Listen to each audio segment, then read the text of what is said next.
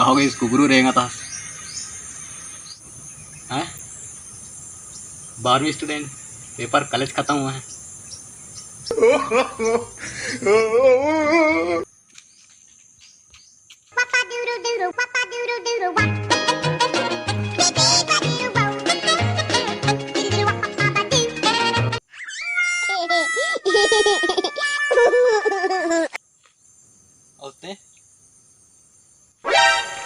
मैं कॉलेज की स्टूडेंट हाँ, पेपर अभी चला था।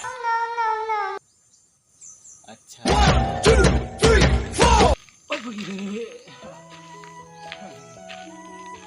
Round my room, my world's so bright.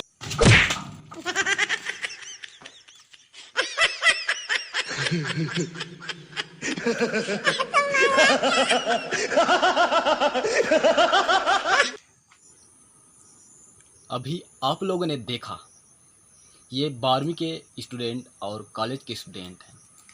जी हाँ, आपके आसपास भी ऐसे पीड़ित 12वीं की स्टूडेंट और कॉलेज के स्टूडेंट होंगे जिनका परीक्षा लिखते लिखते कन्हिया चुंगर गया होगा।